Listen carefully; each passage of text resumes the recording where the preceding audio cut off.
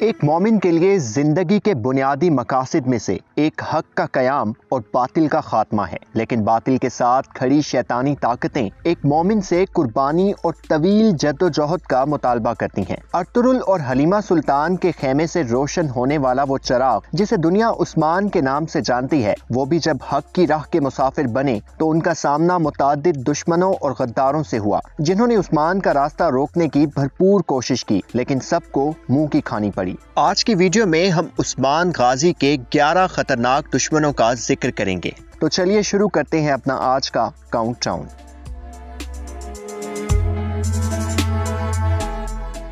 Number 10، الیکسس۔ ایناگول قلعے کا یہ گورنر ہمیں کرلس عثمان کے دوسرے سیزن کے آغاز میں نظر آتا ہے، اپنے دشمن کو کمزور سمجھنے کی غلطی کرتے ہوئے اپنی طاقت کے نشے میں سرشار الیکسس کائی قبیلے پر اس وقت حملہ کرتا ہے جب عثمان ایک مہم پر تھے۔ یہ گورنر کائی قبیلے کے متعدد معصوم لوگوں کو شہید کرتے ہوئے کچھ لوگوں کو قید کر کے ایناگول قلعے لے جاتا ہے۔ قلعے میں یہ ظالم معصوم احمد کے سامنے اس کے بابا کو شہید کر دیتا ہے۔ عثمان قبیلے لوٹ کر آتے ہیں تو ہر سمت تباہی اور سوگ کے مناظر ان کے منتظر تھے، لہٰذا بر وقت انتقام لینے کے لیے عثمان اپنے سپاہیوں کو تیار کرتے ہیں اور زبردست حکمت عملی سے الیکسس کی فوج کو شکست دے کر اس کا غرور خاک میں ملا دیتے ہیں۔ اگرچہ الیکسس وہاں سے فرار ہو جاتا ہے، لیکن رومی کمانڈر نکولا اسے اس شکست پر موت کے گھاٹ اتار دیتا ہے۔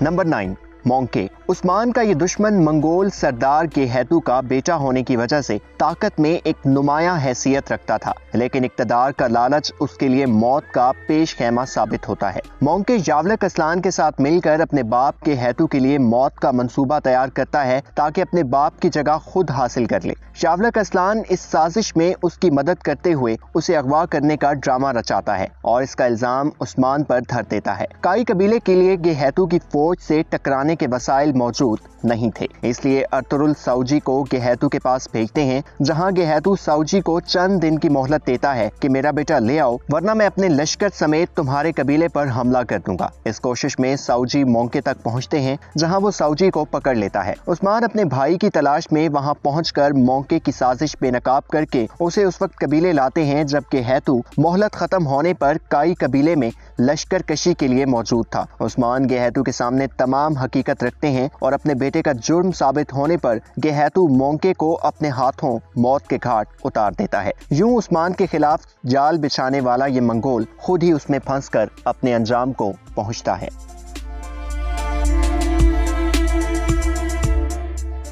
نمبر 8، مالک۔ یہ علی شار کا خاص آدمی تھا جس نے ایک سازش کے تحت دندار کے بیٹے باتور کے قتل کا الزام عثمان پر لگا دیا۔ حقیقت میں یہ خود اس قتل میں ملوث تھا۔ جب عثمان کو حقیقت کا علم ہوا تو وہ مالک کے پیچھے روانہ ہوئے اور جنگل میں ایک مقام پر اسے پکڑ کر اس سے سچ اگلوا لیا۔ مالک نے عثمان پر غیر متوقع حملہ کرنے کی کوشش کی، لیکن اس سے پہلے ہی عثمان نے اپنی تلوار سے اس کا کام تمام کر دیا۔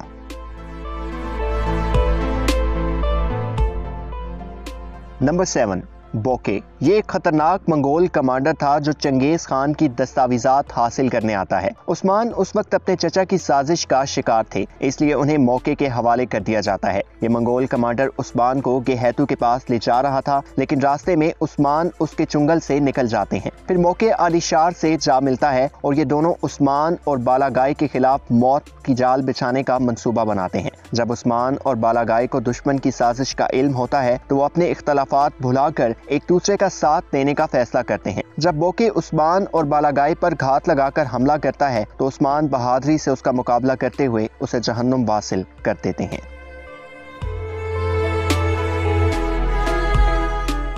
نمبر 6، کالانوس۔ کالانوس صوفیہ کا کمانڈر تھا۔ صوفیہ کے اس کمانڈر کو صوفیہ سے محبت ہو گئی اور دونوں کی فطرت میں شیطانی اوصاف انہیں ایک دوسرے کے اتنے قریب لے آئے کہ صوفیہ نے کالانوس کے ساتھ مل کر اپنے ہی شوہر کو موت کے گھاٹ اتار دیا۔ ترکوں سے دشمنی اور جنگ کے لیے صوفیہ نے اپنے شوہر کے قتل کا الزام عثمان پر دھر دیا۔ حقیقت کی کھوج میں عثمان بھیس بدل کر صوفیہ کے قلعے گئے اور جب انہیں حقیقت کا علم ہوا تو عثمان نے کالانوس کا گلا ایک تیز دھار خنجر سے کاٹ کر اسے اس کے انجام تک پہنچا دیا۔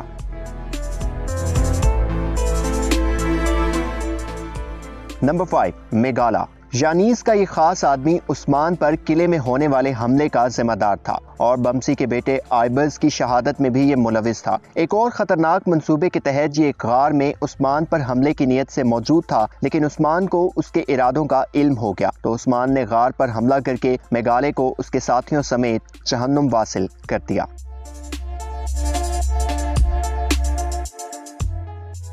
نمبر 4، سوبتائی۔ یہ منگول کمانڈر خود کو گیہتو کے قریبی کمانڈر ہونے پر بہت اہمیت کا حامل مانتا اور اس بات پر خاصا غرور بھی کرتا۔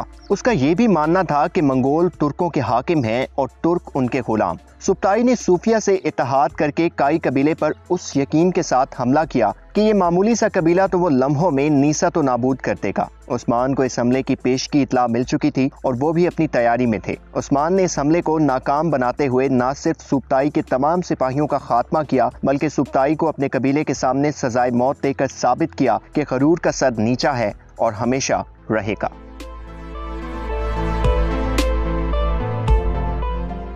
نمبر 3، علی شار۔ یہ ایک ایسا منافق تھا جو اپنے مفادات کو مذہب پر ترجیح دیتا اور منگولوں سے گٹھ جوڑ رکھتا۔ عثمان کی مقبولیت کے باعث یہ کبھی عثمان کو صوفیہ کے حوالے کرنے کے منصوبے بناتا تو کبھی گیہتو کے۔ ایک طویل آنکھ مچولی کے بعد آخر عثمان نے اس منافق کو پکڑ لیا اور جب عثمان قبیلے کے سامنے اس کا سر قلم کرنے والے تھے تو ایک منگول کمانڈر آ کر کہتا ہے کہ گیہتو کا حکم ہے کہ علی شار کو آزاد کر دیا جائے ورنہ پورے کائی قبیلے کو تباہ و برباد کر دیا جائے گا اور کسی کو زندہ نہیں چھوڑا جائے گا، اور اس کے ساتھ ساتھ وہ کہتا ہے کہ اپنے سردار عثمان کو بھی ہمارے حوالے کرو۔ یہ سن کر کائی قبیلے میں تشویش کی لہر دوڑ جاتی ہے، لیکن عثمان اپنی تلوار سے علی شار کا سر قلم کر کے یہ ثابت کرتے ہیں کہ جو اللہ سے ڈرتے ہیں وہ کسی کے آگے نہیں جھکتے۔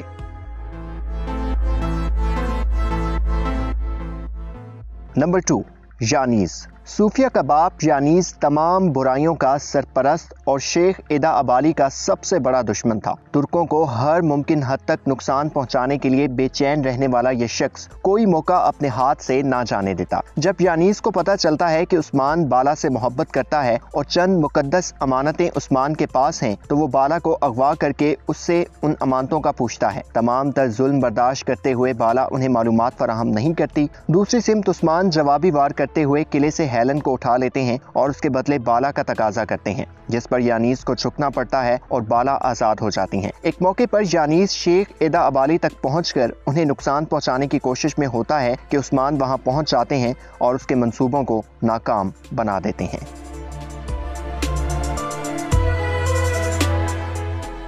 نمبر 1، صوفیہ۔ ایک عورت ہونے کے باوجود اس لسٹ میں صوفیہ کا پہلے نمبر پر موجود ہونا یہ ظاہر کرتا ہے کہ یہ کس حد تک شاطر اور خطرناک تھی۔ عثمان اور ترکوں سے بلا کا بغض رکھنے والی یہ عورت عثمان کے ہر دشمن سے گٹھ جوڑ کر کے اپنے مفادات حاصل کرنے کی کوشش میں رہی۔ برائی کا جڑ سے خاتمہ کرنے کے لیے عثمان نے صوفیہ کے قلعے پر حملہ کرنے کا منصوبہ بنایا اور بمسی کے ہمراہ ایک زبردست حملہ کر کے نہ صرف قلعہ فتح کیا بلکہ صوفیہ کو قلعے کی دیوار پر جہنم واصل کر کے یہ بھی ثابت کیا کہ اسلام کسی مذہب، جنس یا رنگ کا دشمن نہیں ہے بلکہ یہ ظلم اور ناانصافی کے درمیان فرق کرنے والا مذہب ہے اور جو ظالم ہوگا اس کا انجام برا ہی ہونے والا ہے۔